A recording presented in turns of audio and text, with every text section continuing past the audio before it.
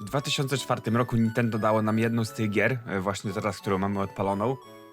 Miała być to ogromna przygoda. Nie wiedzieliśmy wtedy, że kilkanaście lat później dalej będziemy pamiętać pierwszego startera, z którym graliśmy, dalej pierwszego rywala, z którym próbowaliśmy wygrać i że to w ogóle wszystko przerodzi się na taki ewenement jakby ogólnoświatowy. Ja też o tym nie wiedziałem. Do dzisiaj wracam w sumie myślami do Kanto, gdzieś tam, kiedy byłem jeszcze taki mały. Grałem na pierwszym Game Boyu. Jakby dalej myślę o tym w pewnym sensie, jakby ktoś mi powie na przykład Charmander, Charizard, Abra, Alakazam. Ja wszystkie te nazwy znam i je kojarzę, mimo tego, że ich nie używam. Pokémon Fire Red to nie tylko remake starej gry. Dla wielu osób to pierwszy kontakt z RPGami. Pierwsza przygoda, pierwsza drużyna, którą budowaliśmy godzinami. Ale czy ta gra na pewno była tak dobra, jak go zapamiętaliśmy? Chciałem właśnie to dzisiaj z wami sprawdzić w takim ala storytellingu. Kiedy pierwszy raz odpaliłem Pokémon Fire Red, nie wiedziałem nic o statystykach, naturach Pokémonów, które są dobre, które są słabe. Brałem te, które fajnie wyglądały. Charizard? Oczywiście. Golem? Oczywiście. Jakby zobaczyłem Magikarpia, powiedziałem, co to za ryba, w ogóle ja nawet tego nie chcę. Od razu out do komputera, mimo tego, że ewoluuje w Gyaradosa. Dlatego polecimy razem w tej przygodzie z tymi Pokémonami. Chciałbym, żebyście mi sami powiedzieli, jaki format wam najbardziej odpowiada, czy właśnie taki ala storytelling, czy chcecie po prostu bezpośredni gameplay. Jeśli chcecie gameplay, to raczej będę celować w drugi kanał, żeby utworzyć specjalnie drugi kanał pod to i wtedy będziemy myśleć, co dalej. Dlatego wróćmy sobie jeszcze raz do Kanto po latach i zobaczymy, co tutaj się wydarzy.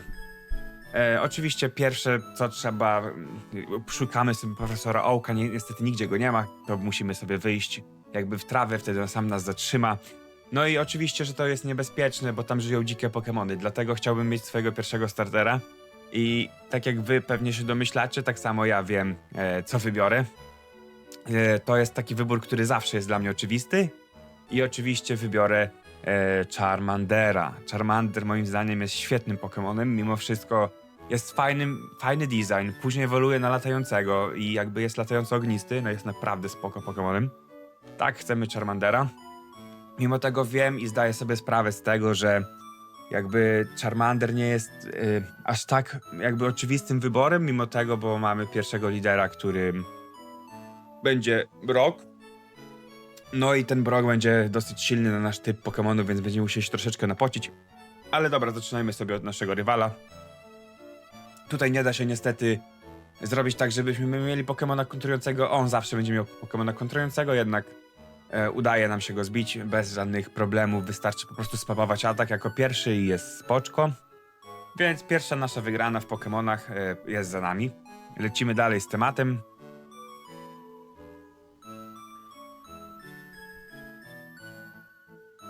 Wbiliśmy też oczywiście poziom. Tak jak mówiłem, 10 lat temu ta gra naprawdę wzbudzała we mnie takie emocje, że do tej pory w pewnym sensie jakby pamiętam to i jakby mimo wszystko dalej podobają mi się te gry i dalej jestem w stanie grać w tę grę, mimo tego, że grafika może nie jest jakaś najlepsza, jednak jest bardziej retro.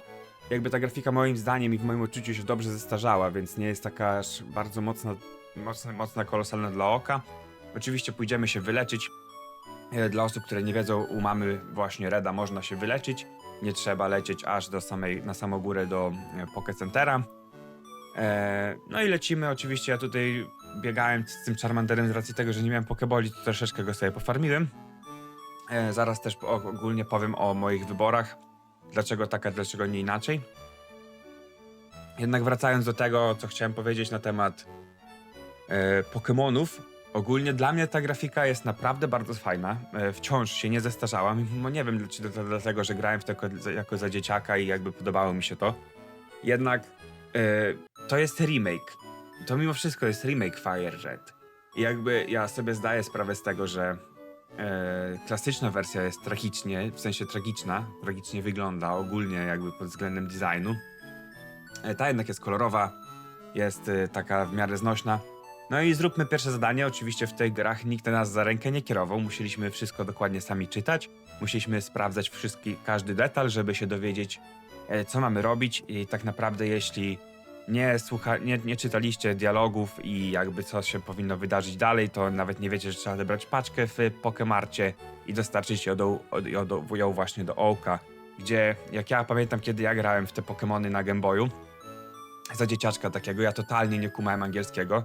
To byłem bardzo młody wtedy, no jeszcze w ogóle nie pamiętam w sumie ile mogłem mieć lat, ale byłem naprawdę bardzo młody i pamiętam, że angielskiego w ogóle nic nie kumałem, a kartridże były angielskie, więc no ciężko było po angielsku, więc ciężko było jakby ogarnąć, jednak mimo wszystko w jakiś sposób udawało mi się przechodzić pewne etapy, bo po prostu wziąłem sobie taką taktykę, że chodziłem po wszystkich NPC-tach i ze wszystkimi gadałem, więc sobie stwierdziłem tak, jeśli ze wszystkimi pogadam, to na pewno któryś mi odpowie coś, żebym mógł pójść i odebrać coś od kogoś, bądź załatwić coś u kogoś. Czyli jedno przejście tej gry zajmowało mi tak naprawdę 4 bądź 5 bądź 6 razy dłużej niż normalnie by powinno. Tutaj oczywiście poleciliśmy sobie dalej, już odebraliśmy paczkę, zawieźliśmy paczkę, dostaliśmy pokebole, dostaliśmy Pokédex.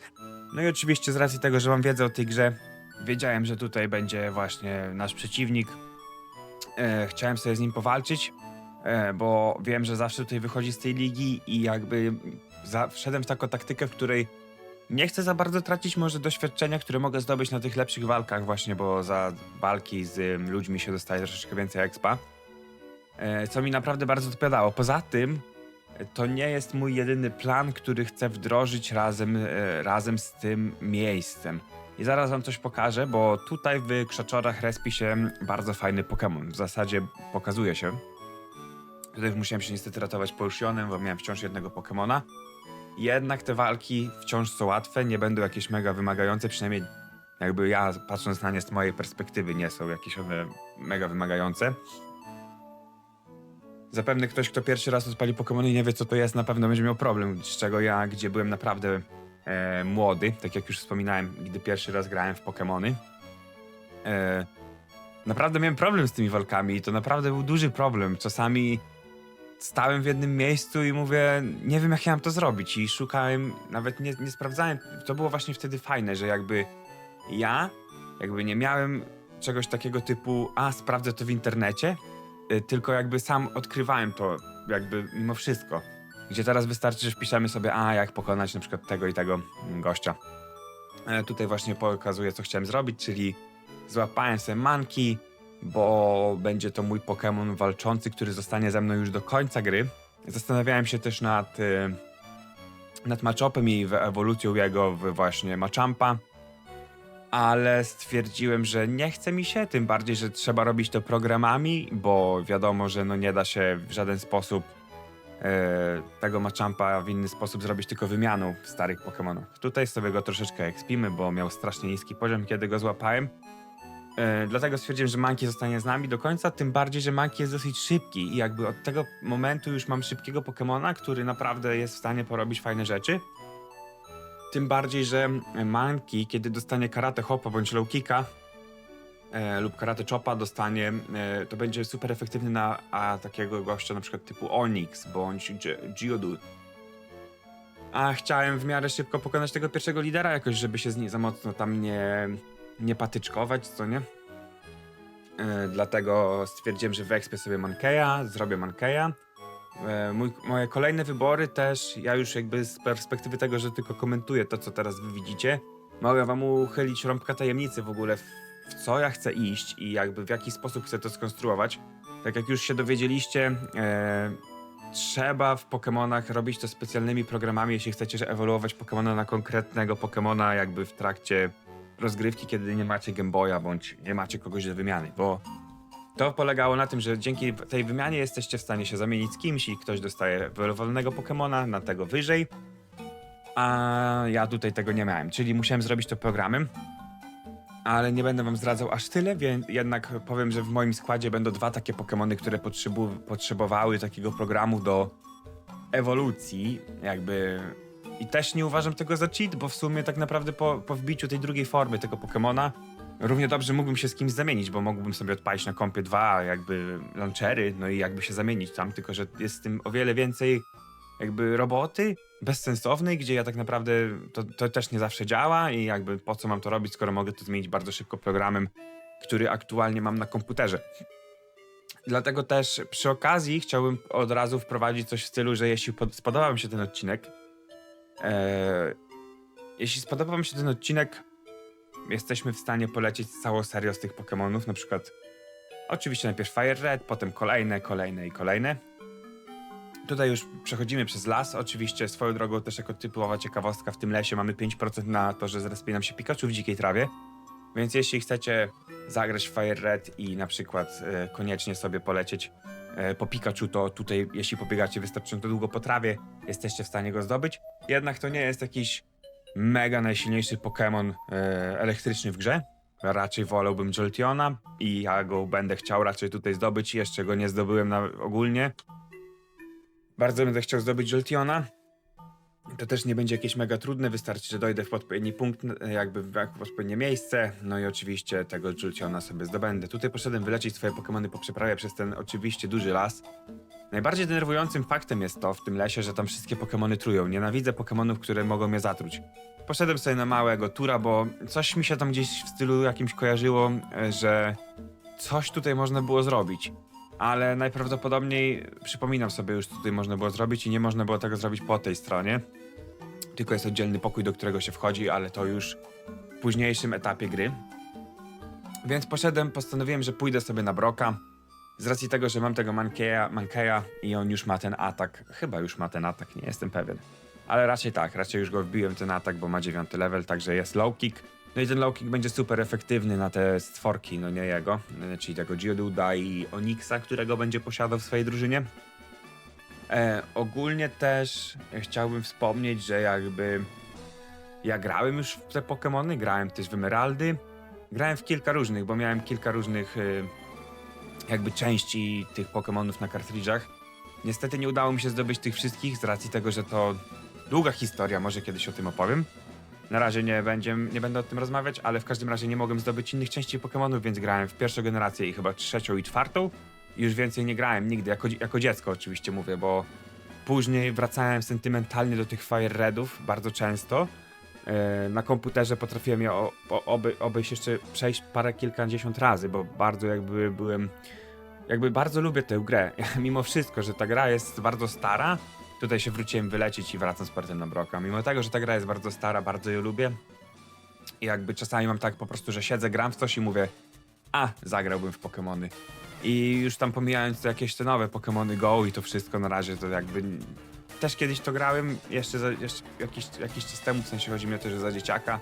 Później to jakby całkowicie zostawiłem i jakby nie uważam tych Pokemonów jakby za główne Pokemony, te są moim zdaniem kanoniczne i jakby ja ogólnie jestem fanem RPG-ów, ogólnie lubię sobie planować taktykę, lubię sobie, tak jak na przykład grałem też na kanale w Stone Sharda, no lubię takie gierki po prostu. Dlatego uważam, że Pokemony to wciąż jest dobra gra, tak samo jakbym pomyślał na ten temat o Simsach na przykład. I wiem, że wiele ludzi na przykład gra w Simsy i załóżmy, spamuję sobie kasę, buduję sobie dom i tyle, no nie? A jakby Simsy to jest dobry RPG, mimo wszystko, tam, tak jeśli byśmy mieli popatrzeć od zaplecza, to jest bardzo dobre RPG.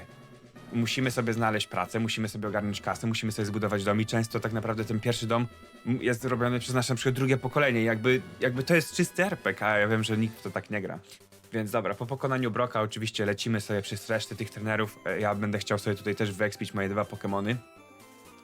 Na razie jeszcze to i tak wygląda krucho. Moim zdaniem to moje jakieś pierwsze chyba 2 czy 3 godziny gry. Plus minus będę tutaj pokazany. Ogólnie to właśnie tak jak leciałem sobie ekspiłem tego Charmandera, jak chciałem jak najszybciej, żeby mi wylował na Charmeleona i chciałem też w miarę szybko zrobić wtedy Mankeya. Ale mimo wszystko będę miał ogromny problem, posiadając te 2 Pokemony, będę miał ogromny problem z pokonaniem drugiego lidera.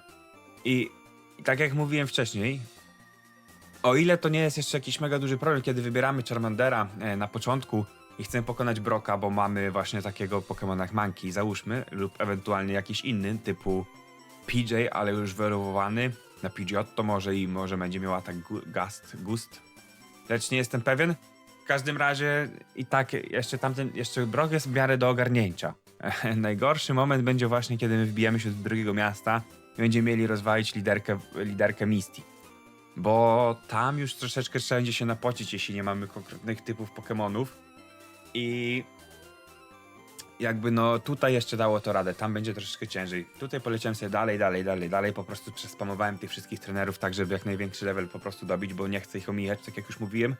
bo omijanie trenerów mija się z celem. Tutaj połaziłem po krzakach z racji tego, że wiedziałem, że jest Jigglypuff i chciałem go złapać, bo nie chciało mi się po niego wracać. A ogólnie PJ i Rattaty są w różnych miejscach, a ten Jigglypuff chyba tylko w 2 bądź w 3, ja nie jestem pewien. Więc postanowiłem, że sobie go tutaj capnę, bo nie wiem, czy chcecie, ale jeśli będziecie chcieli, możemy porobić też challenge w Pokemonach, co nie? Możemy na przykład skompletować calutki Pokédex. W ramach tego całego Pokédexu od razu mówię, że niektórych Pokemonów nie da się normalnie zdobyć. Co to znaczy? To znaczy, że niektóre można zdobyć tylko poprzez wymianę, czyli na przykład startery lub Pokemony, którymi trzeba się wymienić, żeby ewoluowały. Więc jeśli chcecie, to możemy zebrać cały Pokédex, ale będę musiał właśnie się poposiłkować takimi rzeczami, o których właśnie teraz mówię, czyli typu ta wymiana jakby z innym trenerem. Oczywiście ja będę jakby w stanie wam pokazać, jak to się robi, żeby nie było, że to wygląda jak jakiś cheat czy coś, ale większość Pokemonów jesteśmy w stanie zrobić normalnie. Tutaj chciałem bardzo mocno Geodude złapać, bo tak jak mówiłem, będę miał właśnie w składzie Pokemony, które ewoluują poprzez wymianę. Czyli właśnie taki Geodude ewoluuje w Gravelera, a później z Gravelera normalnie może ewoluować tylko przez wymianę w Golema. I ogólnie ten Golem jest moim zdaniem OP Pokemonem, którego chciałem zawsze mieć. I za dzieciaka wiedziałem, że istnieje taki Pokemon, ale nie wiedziałem w ogóle w jaki sposób go zdobyć, bo widziałem go u jakiegoś trenera właśnie tutaj. I nie wiedziałem, jak go zdobyć totalnie, nie wiedziałem, co z tym zrobić. Tutaj wam z racji tego, że przechodzenie przez ten tunel jest dosyć długie, włączyłem przyspieszenie razy tam 50, żebyście po prostu widzieli. Tutaj wybieramy sobie Helix Fossila i nie jestem pewien, nie chciało mi się już tego sprawdzać, bo jakby jest to dla mnie obojętne, czy to będzie Kabuto, czy ten drugi, czy Omastar. Trochę I don't care. Postanowiłem tutaj, że nauczę się normalnych ataków na Charmeleona, bo już ewoluowało do tego czasu, i na Mankeya, chyba tak. Tak, właśnie dokładnie. Chciałem mieć tutaj normalny atak 1 i tutaj normalny 1 atak, bo wiedziałem, że będę miał problem z trenerką wody. Tak jak mówiłem. Dlatego chciałem mieć atak, który będzie w stanie cokolwiek zadać dla niej. Jednak mimo wszystko i tak mimo wszystko nie jest jakby wystarczające. Ja zdawałem sobie sprawę, że ona jest dosyć wymagająca, ale nie spodziewałem się, że aż tak. Ale w każdym razie po prostu nauczyłem się tych ataków. No i teraz właśnie po nauce tych ataków polecimy sobie bezpośrednio do miasta, wyleczymy Pokemony i tutaj będzie walka z właśnie naszym przeciwnikiem, do której nie wiem, czy się dobrze przygotowałem w sumie, nie wiem, czy ja ją wygram tutaj jako pierwszą, ale tak mi się wydaje, że chyba ja ją wygram na luzie, tak. Jasne, po pokonaniu tego przeciwnika polecimy sobie tam do samej góry, to będzie bardzo dużo walki, ja też wam to przyspieszę, żeby po prostu nie tracić na to czasu. Tak naprawdę te nagranie, które robię teraz, to tak naprawdę jest 24 minuty, które wy możecie sobie posłuchać i spoko, co nie? A tak musielibyście oglądać też nudne walki przez 3 godziny, bo to 3 godziny grania około. Dlatego, ale jeśli chcecie, to właśnie mogę zrobić to w 2 formatach. Tak jak powiedziałem, w formacie skróconym i w formacie pełnym, dla osób, które chcą naprawdę obejrzeć cały gameplay lub z czym to się je. Jeśli będziecie chcieli w coś takiego w ogóle zagrać, możecie mi napisać, czy chcecie jakieś tipy, czy chcecie cokolwiek, czy jakieś challenge. Możecie też popisać mi challenge, jeśli ktoś zna tą grę, jeśli ktoś znał tę grę wcześniej, napiszcie mi jakiś challenge. Ja chętnie go się podejmę po ukończeniu jakby tej gry. Jakby jestem w stanie ogarnąć każdy challenge, raczej mi się wydaje nawet taki, że mogę zacząć grę od nowa, jakimś konkretnym Pokemonem, którego wy chcecie, którego wy chcecie po prostu. I tutaj się zacząłem przebijać przez ścianę tych właśnie trenerów, żeby jak najszybciej dobić poziom. No leciałem jak szalony akurat tutaj, tu już Charmeleon też w sumie spoko, dobrze się nawet sprawował. Nie było z nim większych problemów. No i tak jak poleciałem po tych trenerach, oczywiście zgarnąłem cały ten exp. I istnieją tutaj takie krzaczki po lewej stronie, już może mogliście je raczej zauważyć kątem oka. Co w tych krzakach jest, co mnie interesuje? Jest tam pewien Pokémon, który tam się respi i już jesteśmy w stanie go tam zdobyć. Ogólnie to jest bardzo, bardzo, bardzo silny Pokémon i moim zdaniem, jeśli chodzi akurat o te Pokémony typu właśnie Fire Red, to akurat ten Pokémon jest broken, strasznie broken i właśnie to jest Abra. a w zasadzie to jej ostatnia forma, czyli Alakazam. Alakazama da się zdobyć też w taki sposób, że ewoluujemy Abrę na Kadabrę i Kadabrę wymieniamy się, z Kadabrą wymieniamy się ze swoim znajomym i ona nam ewoluuje w Alakazama. Jakby to jest spowodowane tym, że jakby twórcy gry chcieli zachęcić do tego, żebyśmy właśnie się wymieniali tymi Pokemonami, tak samo, żeby zdobyć te startery i tak dalej, żeby to było jakieś bardziej jako typowa interakcja z ludźmi. No i ogólnie tak samo mamy interakcję na przykład w Pokémon Go, bo też musimy się spotkać na przykład z kimś na mieście i tak dalej, coś z kimś tam zbić. Czy tam coś ubić, czy tam coś złapać, czy tam jakieś taski teraz chyba są, nie wiem, z tego co mi się kojarzy. Więc to tak jak ktoś naprawdę by nie rozumiał formatu, dlaczego tak było i jakby i tak dalej, to w sumie było to w pewnym sensie spoko. W pewnym stopniu ograniczało niektórych ludzi, jednak w pewnym stopniu, jeśli ktoś bardzo chciał coś zdobyć, to i tak to ogarnął. Dlatego ja właśnie jakby nie uważam tego za cheat, tak jak powiedziałem i jakby od razu po wbiciu konkretnego poziomu, tak naprawdę ten konkretny Pokémon załóżmy ewoluuje na przykład na 25 levelu i jeśli on by ewoluował na 25 levelu, na drugą formę ja już automatycznie mogę iść, zamienić tym Pokémonem ze swoim znajomym i on już automatycznie dostanie mi tą drugą formę. W przypadku Abry działa to w ten sposób, że kiedy ona wbije 16 poziom, to ewoluuje w Kadabrę. Jak widzicie, jestem już bardzo blisko wbicia jej 16 poziomu. I od razu po wbiciu tego 16 poziomu na Kadabrze, znaczy na Abrze, kiedy stanie się Kadabrą, chcę ewoluować ją w Alakazama, ponieważ właśnie jakby sam fakt tego jakby przyspiesza mi progres, plus jakby jest całkowicie legalny, bo całkowicie legalnie można tak to sobie tą Kadabrę zrobić w Alakazama, dosłownie na 16 levelu, gdzie ona jest giga OP i broken. Tutaj będzie takie szybkie cięcie, pyk, bo właśnie sobie zamieniłem Kadabrę na Alakazama, gdzie jakby to po prostu powinien być proces wymiany. Tutaj oczywiście fabularnie jest to tak skonstruowane, że on się zamienił w tego Pokemona i dzięki temu teraz jakby wróci z powrotem, bo my mu pomożemy i z powrotem wróci do swojego ciała. To w ogóle jest twórca, z tego co mi się wydaje, tych właśnie komputerków, dzięki którym właśnie my możemy wysyłać Pokemony. No i dostaliśmy od niego za pomoc tiketa na statek, na który raczej udamy się już w następnym materiale. Dzięki w ogóle, że wysiedzieliście tutaj ze mną. Ja w tym czasie jeszcze poza cięciami spróbowałem pójść na liderkę Misty, ale zaraz wam pokażę, jak to się skończyło. Właśnie w ten sposób. Czarnym ekranem i powrotem do Pokémon Center. No niestety nie udało jej się ubić i planuję ją ubić w następnym odcinku. Zobaczymy. Jeśli zostaliście do końca, napiszcie swojego ulubionego startera z Fire Redów, Charizard, Bulbasaur czy Squirtle. No i jeszcze wiadomo, w innych Pokémonach występował Pikachu jako starter. Dlatego dobra, dzięki, żegnam się z wami, yo!